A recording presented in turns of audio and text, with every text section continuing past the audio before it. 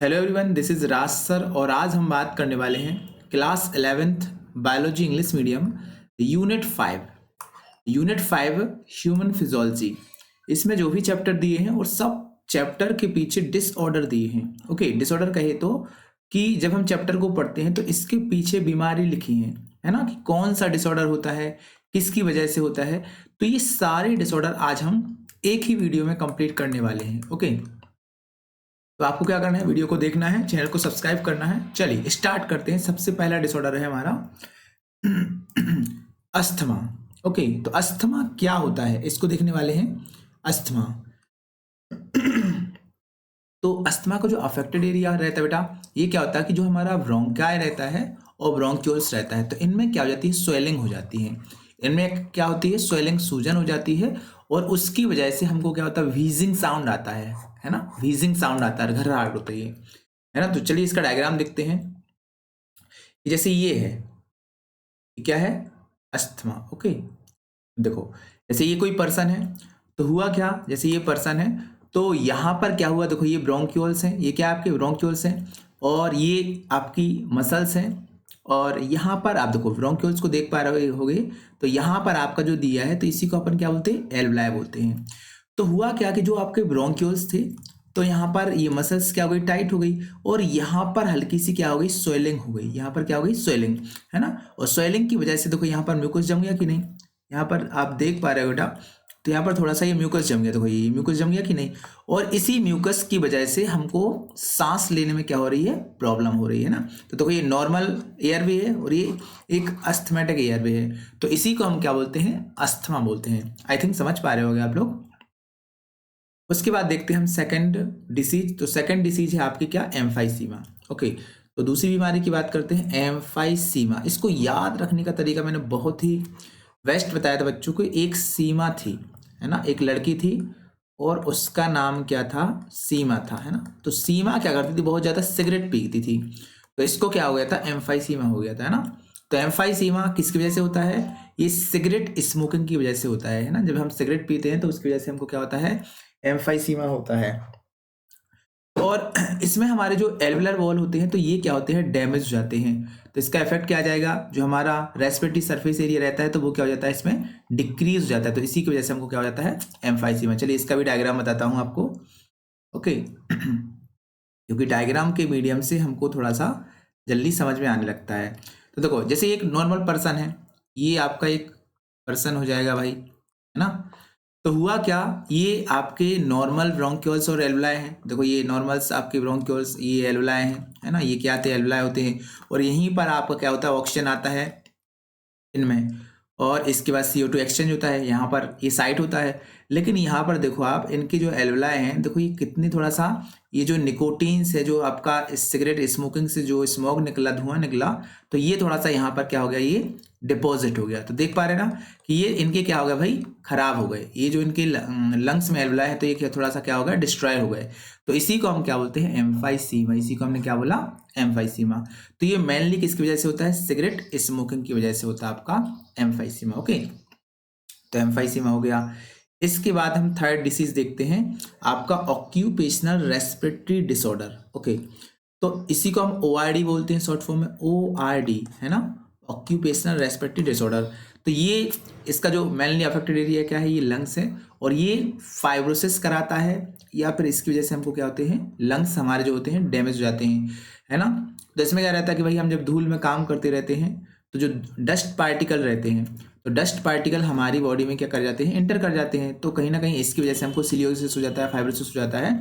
तो हमको क्या करना चाहिए इसके बचने के लिए, हमको जो वर्कर हैं तो अगर वो काम करते हैं डस्ट में, दिन रात काम कर रहे हैं, तो उनको एक प्रोटेक्टिव मास्क लगाना चाहिए N95। ओके, ताकि जो डस्ट पार्टिकल हैं उनके एयरवेज में ये इंटर ना कर सकें। लिखा ना, while working in industry are involve in dust producing, grinding and stone breaking. अगर ऐसे पर्सन जो ऐसी इंडस्ट्री में काम कर रहे हैं जहाँ पर डस्ट प्रोड्यूस होती है ना, पत्थरों को पीसा जाता है, टाइल्स इंडस्ट्री कह सकते हैं, स्टोन इंडस्ट्री कह सकते हैं, कहीं पर भी बोल सकते हैं। तो कहने का मीन्स जहाँ पर डस्ट उड़ती है तो वहाँ पर हमको ये मास्क लगाना चाहिए ताकि हमारी केयर हो सके। देखो जैसे एक डायग्राम है यहाँ पे, जैसे ये हेल्दी लंग्स है ना, ये आपका लंग्स के अंदर एल्वुलाई वाला पोर्शन है, देख पा रहे होगे। और ये देखो ये आपका हेल्दी लंग है और यहाँ पर आपका ये अफेक्टेड लंग्स है ना, ये क्या है आपका अफेक्टेड लंग्स। देखो ये डस्ट पार्टिकल थे, है ना, ये डस्ट पार्टिकल नोज के थ्रू, देखो ये कितने सारे डस्ट पार्टिकल है, ये डस्ट पार्टिकल आ गए, तो ये इसने क्या कर दिया हमारे लंग्स पर इन्फेक्ट करा दिया, है ना। तो ये एल्वलाई में ही कितना डस्ट भर गया, तो इसी को बोलते हैं हम सिलिकोसिस, इसी को हम क्या बोलते हैं सिलिकोसिस, है ना। तो ये आपकी सिलिकोसिस होती है, तो इसको हम बचने के लिए हमको प्रोटेक्टिव मास्क लगाना चाहिए। तो हमने जो रेस्पिरेटरी डिसऑर्डर थे ये सारे कर लिए। अब एक और डायग्राम मैंने लिया है ना, वही है ना, डस्ट इन एल्वुलाई, है ना। तो इस तरीके से ये डस्ट पार्टिकल आपके देखो ये एयरवेज के द्वारा ये जाते हैं और इस तरीके से हमारे एल्वुलाई को अफेक्ट कर देते हैं। अब इसके बाद हम स्टार्ट करेंगे next chapter body blood and circulation.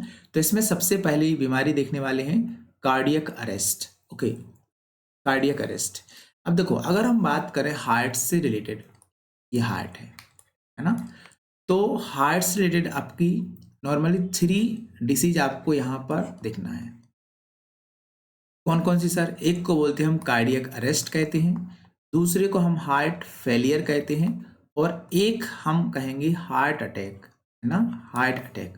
तो कार्डियक अरेस्ट, अरेस्ट की अगर हम बात करें तो अरेस्ट कहे तो वो अरेस्ट हो गया, जैसे अगर चोर चोरी कर रहा और चोर को हमने अरेस्ट कर दिया तो वो चोरी करना क्या कर देगा, बंद कर देगा। उसी प्रकार से जो कार्डियक अरेस्ट होता है तो ये आपका जो हार्ट बीट चल रही है ना, पल्स रेट चल रही है, हार्ट बीट चल रही है, तो ये क्या हो जाएगी, स्टॉप हो जाएगी, है ना। स्टॉप मीन्स बंद, तो इसी को बोलेंगे हम कार्डियक अरेस्ट। फिर हार्ट फेलियर की बात करें, है ना, हम लोग पढ़ रहे हैं तो हमारा काम क्या है भाई, स्टडी करना, अच्छे मार्क्स लाएंगे, एग्जाम में अच्छे से पास होंगे। अगर स्टडी नहीं करेंगे तो हम क्या हो जाएंगे, फेल। तो ऐसे ही हमारा जो हार्ट है इसका भी काम क्या है, ब्लड को पंप करना, और ये अपने पंपिंग ऑफ ब्लड में अगर फेल हो गया तो इसी को हम बोलेंगे हार्ट फेलियर।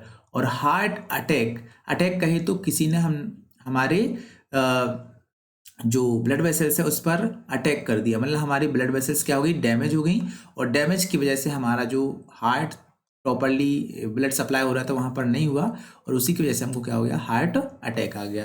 तो देखते हैं term to term. Cardiac arrest क्या है, इसमें क्या होता है, हमारा जो हार्ट बीटिंग रहता है ये स्टॉप हो जाता है, इसको हम कार्डियक अरेस्ट बोलते हैं। हार्ट फेलियर की बात करें तो हार्ट फेलियर में क्या होता है कि देखो मैंने आगे ना कि इसमें जो आपका ब्लड है ये प्रॉपरली पंप नहीं कर पाता, heart is not pumping blood effectively, जितना उसको चाहिए था, और नहीं करेगा तो उसको ऑक्सीजन नहीं मिलेगी enough to meet needs of the body. जैसे ये कोई पर्सन है, अब इसको जितना ब्लड पंप करना चाहिए उतना नहीं कर रहा, और नहीं कर रहा तो यहाँ पर दिनों दिन ऑक्सीजन की क्या हो जाएगी, कमी, है ना। तो इसी से हमारा एक ना एक दिन हार्ट क्या हो जाएगा भाई, फेल हो जाएगा, है ना। ऐसा सिंपल सा लॉजिक ये है कि हमको पास होने के लिए 40% मार्क्स चाहिए, है ना, 40%, लेकिन हम 30% ला रहे, 35 ला रहे, तो फाइनल एग्जाम में अगर इतना करेंगे तो हम फेल नहीं हो जाएंगे, है ना। तो यही इसका काम है कि भाई हमको प्रॉपरली ब्लड नहीं मिल रहा। फिर एक होता है हमारा CAD, है ना। तो CAD क्या होता है, चलो तो इसको अपन देख लेते हैं। जैसे कि कार्डियक अरेस्ट देखते हैं सबसे पहले, तो यहाँ पर देखो ये आपका क्या है, इर्रेगुलर हार्ट रेट है। यहाँ पर हार्ट रेट क्या है, इर्रेगुलर है, और उसी की वजह से हमारी हार्ट जो आर्टरी है वो ब्लॉकेज हो सकती है, यहाँ पर डिपोजिशन हो गया, तो इसी को अपन क्या बोलेंगे, कार्डियक अरेस्ट, है ना। तो लिखा भी है कि cardiac arrest happen when your heart stop from the electrical problem, किसी प्रॉब्लम की वजह से हमारा हार्ट बीट स्टॉप हो जाता है, तो उसी को बोलते हैं हम कार्डियक अरेस्ट।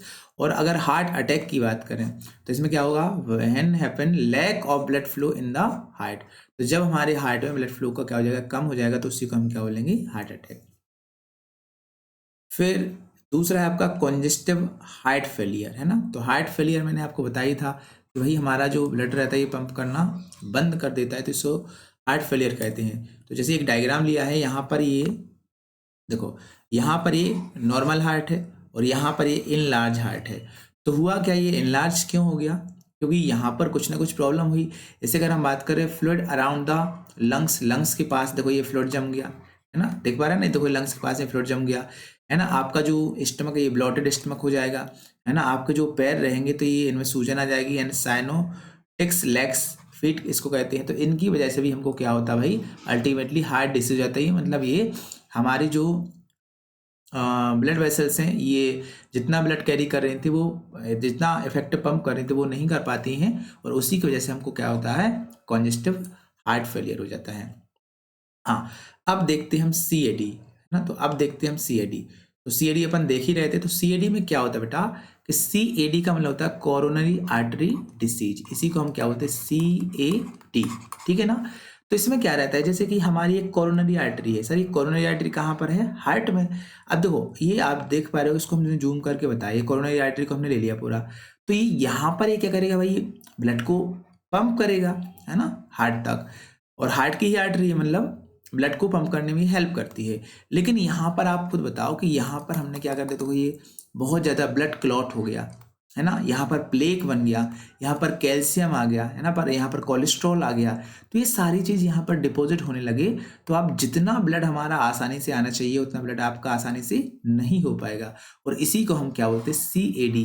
कहने का मीन्स ये कि कोरोनरी आर्टरी में प्लेक का जम जाना, कोरोनरी आर्टरी में कैल्शियम कोलेस्ट्रॉल का जम जाना, उसकी वजह से ये प्रॉपरली ऑक्सीजन को सप्लाई नहीं कर पाती है, तो हमारा हार्ट डैमेज हो जाता है।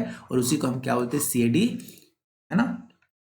तो ये आपका CAD हो जाएगा, है ना। तो मैं आपको बताने की कोशिश करूंगा बेटा, यहाँ पे ये CAD आपका देखो ये। तो CAD क्या है, deposit of calcium fat cholesterol in blood vessels, है ना। देखा था ना आपने कि जो हमारी ब्लड वेसल्स थी वहां पर कैल्शियम फैट और कोलेस्ट्रॉल ये डिपॉजिट हो गया था।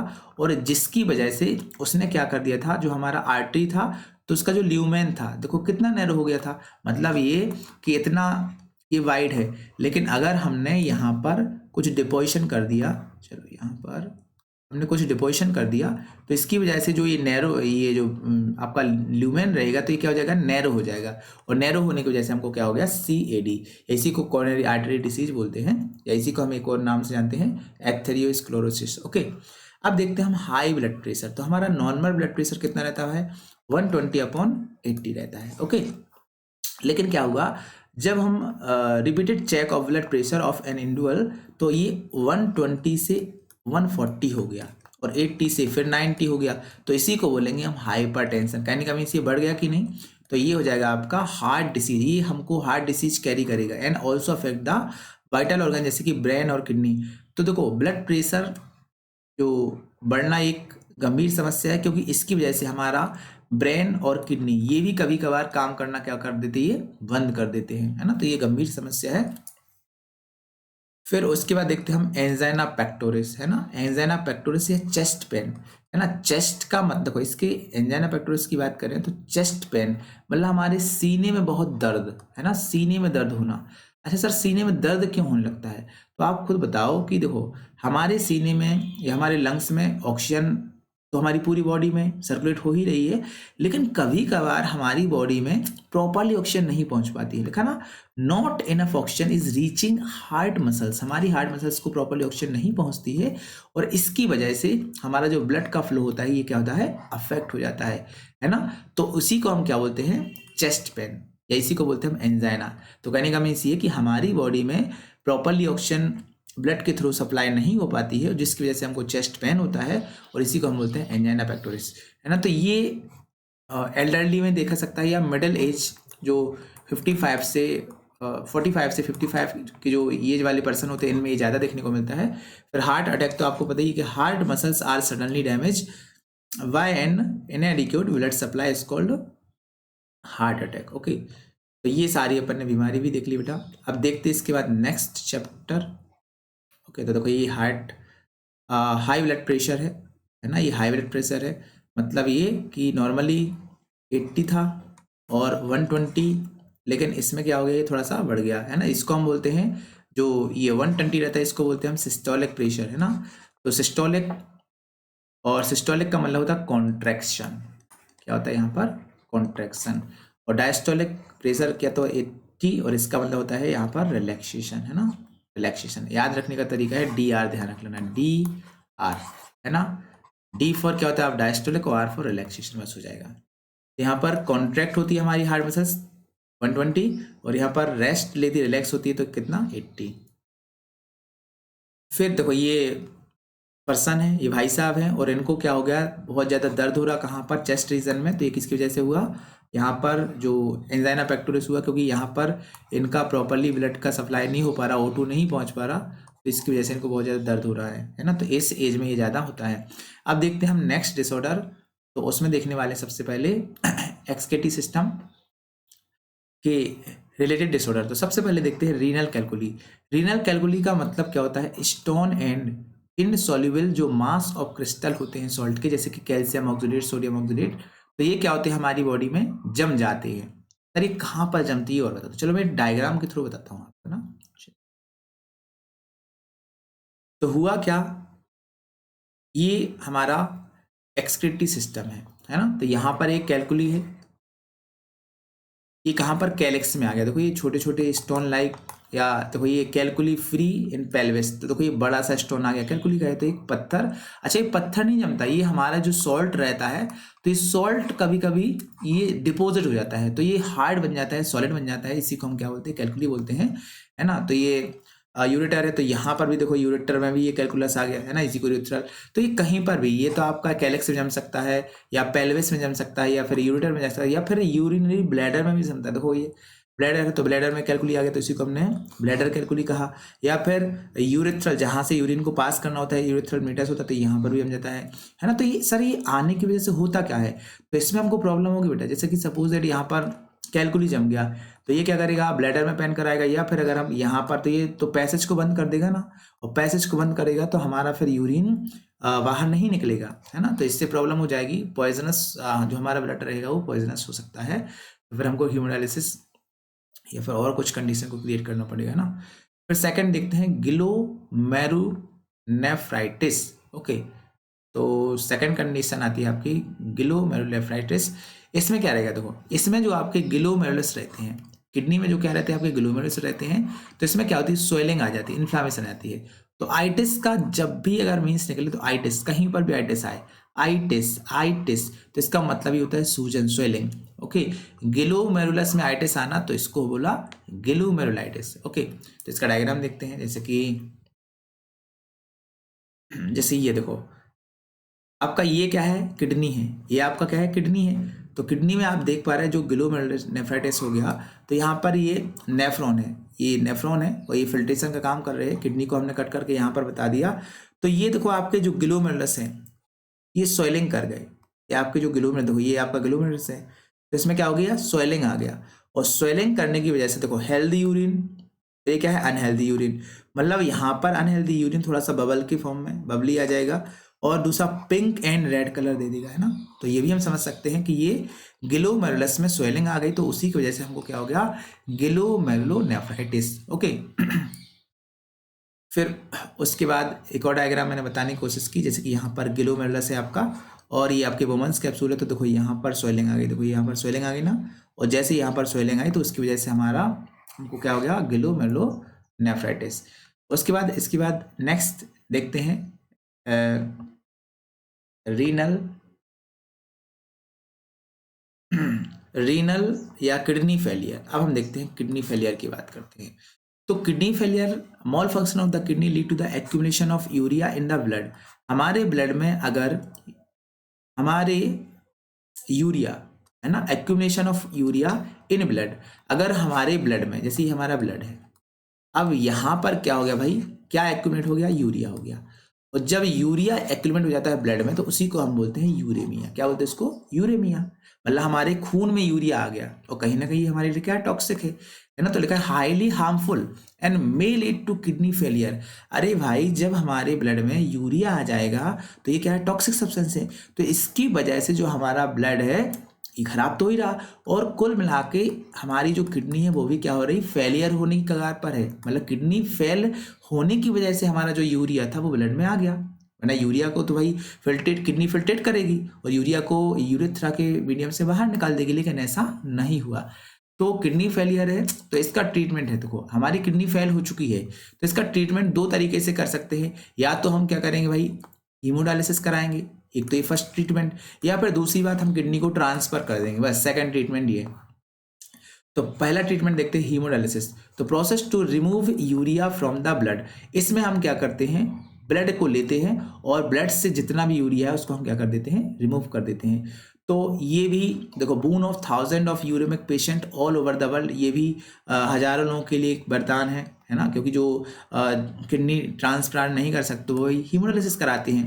तो ब्लड ड्रेन, अब देखो इसमें करते क्या है, तो हम सबसे पहले क्या लेंगे, पेशेंट की ब्लड को लेंगे, है ना।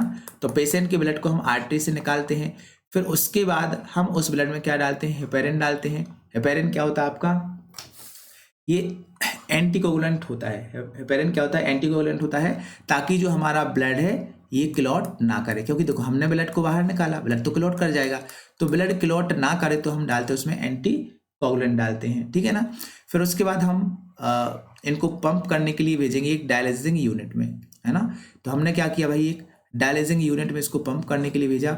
इसके बाद जब यहाँ पर जो डायलिसिंग यूनिट रहे तो यहाँ पर ब्लड पंप हो जाएगा, तो फिर हम क्या करते हैं, जो नाइट्रोजन वेस्ट है ये फ्रीली मूव आउट, इनको हम क्या कर देंगे, बॉडी के बाहर कर देंगे। और जो हमारा ब्लड क्लियर हो जाएगा, जब हमारा साफ हो जाएगा ब्लड, तो इसमें हम क्या डाल देंगे, वापस से एंटीकोगुलेंट डालेंगे ना। हेपेरिन जो डाला था अपन ने, तो हेपेरिन क्या था आपका, एंटीकोगुलेंट था, एडिंग हेपेरिन एंटीकोगुलेंट था, लेकिन अब हम डाल देंगे एंटी हेपेरिन। क्या डाल देंगे, anti heparin. Sir anti heparin क्यों डाल रहा है, देखो जब हमने हेपेरिन डाला था तो हमारा ब्लड क्लॉट ना करे उसके लिए डाला था, लेकिन अब हमको डालना है कि जो हेपेरिन ने काम किया था एंटीकोगुलेंट, वो जो प्रोसेस है वो क्या हो जाएगा आपकी, न्यूट्रलाइज हो जाए, है ना, न्यूट्रलाइज हो जाएगा। क्योंकि अगर हम ऐसा नहीं करेंगे तो क्या होगा, अगर ऐसा नहीं करेंगे और सपोज दैट पर्सन के अंदर हमने ब्लड डाल दिया, है ना, पर्सन क्या गया भाई, मार्केट गया, और जैसे ही मार्केट जाएगा और सपोज दैट इसका एक्सीडेंट हो गया, अब एक्सीडेंट हो जाएगा तो ब्लड क्लॉट करेगा कि नहीं, है ना, और ब्लड क्लॉट करेगा। लेकिन क्या हुआ कि जब इसका एक्सीडेंट हुआ तो यहाँ पर पर्सन को चोट लगने पर भी उसका ब्लड क्लॉट नहीं करेगा, ब्लड यहाँ पर क्लॉट नहीं करेगा, है ना, क्योंकि यहाँ पर हमने एंटी हेपेरिन नहीं मिलाया था, तो इसकी वजह से ये प्रॉब्लम हो सकती है। फिर उसको हम क्या कर देंगे, वैन में डाल देंगे, तो बस ये आपकी हीमोडायलिसिस हो जाएगी। देखो इसको डायग्राम के थ्रू ले चलता हूँ मैं ना। तो यहाँ पर जैसे एक पर्स, हाँ ये देखो हीमोडायलिसिस है, तो इसमें हमने क्या लिया, सबसे पहले हम क्या लेंगे भाई, आर्टरी लेंगे, और आर्टरी में से हम क्या करेंगे, ब्लड को निकाल लेंगे, है ना। ब्लड को हम क्या करेंगे, क्लीन करेंगे, फिर इसमें हम हेपेरिन डालेंगे। हेपेरिन के बाद क्या करेंगे, ब्लड को पंप करेंगे, फिर उसके बाद देखेंगे पंप हो गया है, फिर उसके बाद हम डायलिसिंग फ्लूइड में ब्लड को डालेंगे और यहाँ से फिर उसको निकाल देंगे। और इसके बाद जब ब्लड आ गया तो ब्लड को हम एक मीडियम में रख देंगे, चैम्बर में रख देंगे, और फिर इसमें डालेंगे हम क्या, एंटी हेपेरिन डालेंगे, है ना। और फिर उसके बाद हम पर्सन के अंदर वेन में ये ब्लड को डाल देंगे, है ना, तो ये हो जाएगा आपका। अब एक और है भाई, किडनी ट्रांसफर, है ना, किडनी ट्रांसफर। तो किडनी ट्रांसफर का दैट्स मीन्स सिंपल कि हम क्या करेंगे, किडनी को ट्रांसफर कर देंगे, लिखा ना किडनी ट्रांसफर। तो इसमें क्या रहेंगे कि ultimate method is a correction of the acute renal failure and function kidney is taken from donor. तो हम क्या करेंगे, एक जो किडनी काम करती है उसको डोनर से लेंगे, है ना, to minimise rejection close relative are preferred donor. तो हम क्या करेंगे, ताकि क्योंकि देखो किडनी, हर किसी की किडनी दूसरे में फंक्शन नहीं कर सकती, रिजेक्शन ना हो, तो हम क्या करें, क्लोजली अपने जो नज़दीकी संबंध है, दादा दादी, मामा मामी, चाचा चाची, पापा मम्मी, तो उनकी किडनी को लेंगे, मतलब जो क्लोजली रिलेटिव है ना, ताकि अच्छे से काम कर सके। And modern clinical problem have a increase success rate and such complicated technique. लेकिन फिर भी क्या होता है कि हमारी किडनी काम नहीं करती है, तो फिर हम डॉक्टर जो रहते हैं उसको इंजेक्शन वगैरह देते हैं ताकि ये प्रॉपरली काम करने लगे, है ना। तो देखो ये आपकी किडनी है, और यहाँ पर जो आपकी किडनी है ये काम, देखो ये काम करना बंद कर दिए, ये किडनी ये फेल हो चुकी है, लिखा ना डिसीज किडनी, ये दोनों किडनी, है ना। तो हमने क्या कर दिया, ये किडनी को ट्रांसफर कर दिया। तो देखो ये, तो ये थोड़ा सा हम फिर लोअर एरिया में किडनी को क्या कर देते हैं, ट्रांसफर कर देते हैं, है ना। तो ये अपन ने क्या कर दिया, इसको प्रॉपरली जोड़ दिया। तो यहाँ पर क्या रहेगा, आप पहले ये जोड़ा था आपका, अब यहाँ पर ये किडनी आपका फिल्ट्रेट करेगी यूरिन को, और यूरिन को फिल्ट्रेट कहाँ, यूटर में देगी, यहाँ से फिर हम इसको यूटरस के द्वारा बॉडी के बाहर निकाल लेंगे। ओके, तो ये हो जाएगा। चलो अब एक लास्ट और आपका टॉपिक बचा है, कौन सा, डिसऑर्डर वाला। तो इसमें हम देखेंगे ज्वाइंट, है ना। तो ज्वाइंट की बात करें तो सबसे पहले देखते हैं हम इसमें एक बीमारी देखते हैं, मिस्थीनिया ग्रेविस। सर मिस्थीनिया ग्रेविस क्या है, ऑटो इम्यूनिटी। सर ऑटो का मतलब होता है सेल्फ, खुद की इम्यूनिटी, इम्यूनिटी का है तो अच्छा, इम्यूनिटी क्या है? इम्यूनिटी एक इम्यून सिस्टम की ऐसी पावर होती है जो हमारे लिए क्या करती है भाई, एंटीजन जब भी आता है तो उसको प्रोटेक्ट करती है। जैसे कि ये फॉरेन बैक्टीरिया है, तो बैक्टीरिया हमारी बॉडी में अंदर आया, तो बैक्टीरिया को जब हमारी बॉडी में अंदर आया तो हम कभी कभार बीमार नहीं होते। बैक्टीरिया जबकि हमारे अंदर है तो बैक्टीरिया, हम बीमार क्यों नहीं हुए? सर ये तो चमत्कार हो गया। अरे चमत्कार कुछ नहीं हुआ, हमारी बॉडी में क्या है, इम्यून सिस्टम है, और इम्यून सिस्टम क्या करेगा, अपना इम्यूनिटी प्रोवाइड करेगा और इस बैक्टीरिया को क्या कर देगा, किल कर देगा, आपको पता भी नहीं चलेगा, है ना। तो यही क्या होती है इम्यूनिटी। लेकिन कभी कभार हमारी जो इम्यूनिटी होती है ये खुद की सेल को, स्वयं की सेल को डिस्ट्रॉय करने लगती है, और उसी को हम क्या बोलेंगे, ऑटो इम्यूनिटी, है ना। तो जिसमें क्या हो जाएगा, अफेक्ट न्यूरो मस्कुलर जंक्शन। ये जो हमारे न्यूरो मस्कुलर जंक्शन होते हैं, दो न्यूरॉन्स के बीच के जंक्शन को अपन क्या बोलेंगे, न्यूरो मस्कुलर जंक्शन बोलेंगे, है ना। और यहाँ पर बीच के डिस्टेंस को सिनेप्स बोलते हैं। तो ये अफेक्ट हो जाती है ना। हमको फैटिक आ जाएगा, वीकनेस आ जाएगी, हमारा जो स्केलेटल मसल से ये पैरालाइज कर जाएगा। तो ये किस में हो जाता है आपका, मिस्थीनिया ग्रेविस में। फिर डिस्ट्रॉफी की बात करें, डिस्ट्रॉफिन जो होता है ये सबसे बड़ा जीन होता है, लार्जेस्ट जीन, 12th में पढ़ोगे आप, है ना। फिर ये क्या है, ये भी एक जेनेटिक डिसीज होती है। तो इसमें क्या होता है कि जो हमारे स्केलेटल मसल्स होती है ये progressively degradation of skeletal muscles, तो है ना, जो हमारी स्केलेटल मसल्स होती है तो ये भी इसमें क्या होता है, विघटित हो जाती है, डिग्रेड हो जाती है। तो उसकी वजह से हमको क्या होता है, मस्कुलर डिस्ट्रॉफी हो जाता है। फिर देखते हैं हम टिटेनी। तो टिटेनी में क्या हुआ कि लो कैल्शियम इन बॉडी फ्लूइड, हमारी बॉडी फ्लूइड में क्या हो गया भाई, कैल्शियम कम हो गया, और उसी की वजह से हमको क्या हो गया, टिटेनी, है ना। ये क्लोस्ट्रीडियम टिटेनी बैक्टीरिया की वजह से भी हो सकता है। तो ये रैपिड स्पास्म, है ना, तो हमारी जो मसल्स है उसको स्पास्म कर देगा। सपोज ये हमारा हैंड है ना, तो बोलते हैं कि हाथ अकड़ जाता है कभी कभार, है ना, स्पास्म, ऐंठन हो जाती है। तो ये विल्ड कॉन्ट्रैक्शन, ये कॉन्ट्रैक्शन भी कराएगा ना, तो ये हो जाता है आपका टिटेनी। फिर होता है आर्थराइटिस। सर आर्थराइटिस क्या होता है, सीधी बात, हमारे जो जोड़ रहते हैं, जोड़ ज्वाइंट, तो ज्वाइंट में क्या होता है, दर्द होता है, इन्फ्लामेशन होता है, तो उसी को हम क्या बोलते हैं, आर्थराइटिस कहते हैं। फिर अगर हम गाउट की बात करें, गाउट, तो गाउट क्या है, accumulation of uric acid and crystal. हमारे जो यूरिक एसिड रहते हैं वो क्रिस्टल की फॉर्म में हमारी बॉडी में क्या होते हैं, जो जोड़ रहते हैं वहाँ पर, या जो ज्वाइंट रहते हैं तो वहाँ पर जम जाते हैं, तो उसी को बोलते हैं हम गाउट बोलते हैं। फिर एक और होता है ऑस्टियोपोरोसिस। तो ये होता है age related decrease level of the oestrogen, मतलब जैसे जैसे हम 45 से 55 उम्र की ओर जाएंगे तो इससे क्या हो जाएगा, जो हमारा एस्ट्रोजन रहता है तो इसका लेवल क्या हो जाता है, घट जाता है ना। और जैसे ये लेवल घटेगा तो उसकी वजह से हमारा जो बोन मास है तो ये भी क्या हो जाएगा, घट जाएगा, है ना। तो इनमें हमारी जो हड्डी रहती है तो इनकी फ्रैक्चर होने के चांस क्या होते हैं, ज़्यादा होते हैं। जैसे कि हमने दादी को देखा होगा, है ना। तो दादी की बात करें, ग्रैंड मदर की बात करें, तो नॉर्मली क्या रहता है कि जब वो 55 वर्ष के अबव होती हैं, 45 से अबव, तो क्या होता है, क्योंकि जनरली जो मेंस्ट्रुएशन साइकिल होता है तो मेंस्ट्रुएशन साइकिल इनमें बंद हो जाता है, और मेंस्ट्रुएशन साइकिल जब बंद होता है तो इसी को हम क्या बोलते हैं, मेनोपॉज बोलते हैं। तो इनमें क्या होता है, जो एस्ट्रोजन का लेवल होता है ये घट जाता है, और जैसे ही घटेगा तो इनके जो बोन रहेंगी, जो इनके ज्वाइंट रहेंगे, तो इनको बहुत ज़्यादा दर्द होता है due to deficiency of oestrogen level decrease in our blood, okay, and its causes is the cause of osteoporosis in grand mother, है ना।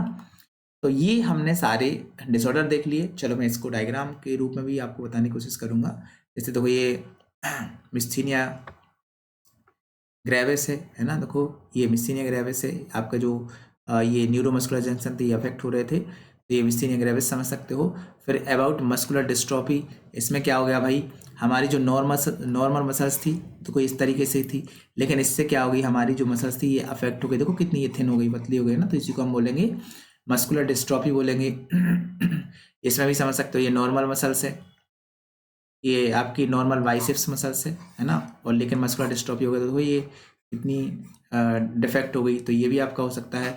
ये आपका टिटेनी हो जाएगा, तो ये आपका हैंड सीधा था लेकिन ये क्या हो गया, आपका थोड़ा सा स्पास कर या कॉन्टेक्ट कर, इसको हम टिटेनी कह सकते हैं। फिर यहाँ पर आपके देखो ये जोड़ जितने भी दर्द हो रहा है तो इसी को हम क्या बोलेंगे, आर्थराइटिस बोलेंगे। ये जहाँ पर भी आपको जोड़ों में दर्द हो रहा है तो उसको अपन क्या बोलेंगे, आर्थराइटिस, मतलब ज्वाइंट में पेन, देखो ये जॉइंट में पेन हो रहा है, यहाँ पर दर्द हो रहा है, यहाँ पर, इस तरीके से आपका जहाँ जहाँ पर जॉइंट रहेगा वहाँ पर आपको दर्द होगा, इसको हम आर्थराइटिस कहेंगे। फिर ये आपका जो यूरिक एसिड है यहाँ पर एक्यूमुलेट हो गया तो इसी को हम क्या बोलेंगे, गाउट बोलेंगे। इसको अपने क्या कहा, गाउट कहा, क्योंकि यूरिक एसिड जम गया है ना, तो ये देखो स्वेलिंग भी कर जाएगा, ये गाउट हो जाएगा।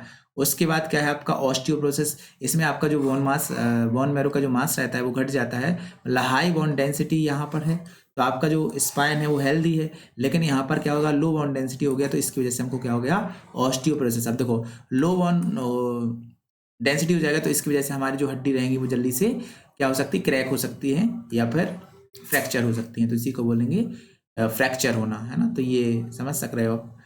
फिर लिखा भी है कंप्रेशन फ्रैक्चर, ओके, तो ये फ्रैक्चर भी हो गया आपका। फिर नॉर्मल वही कंडीशन फिर से बताने की कोशिश की। तो फाइनली हमने सारी डिसीज को देख लिया, और अगर आपने हमारी सारी डिसीज को देखा होगा तो आई थिंक आपको पसंद तो आया होगा, है ना। तो पसंद अगर आपको आया है तो आपको क्या कर देना है, जो हमारा चैनल है ना, राज सर पीसीआई, तो इसको क्या कर देना, आपको सब्सक्राइब कर देना है, और आपके जो अड़ोसी पड़ोसी हैं तो उनको भी भेज देना ताकि वो भी इनको सब्सक्राइब कर लें, है ना, जल्दी से जल्दी, ताकि हमारे 1000 सब्सक्राइबर जल्दी से जल्दी हो जाए। ओके, और थैंक यू सो मच बच्चों।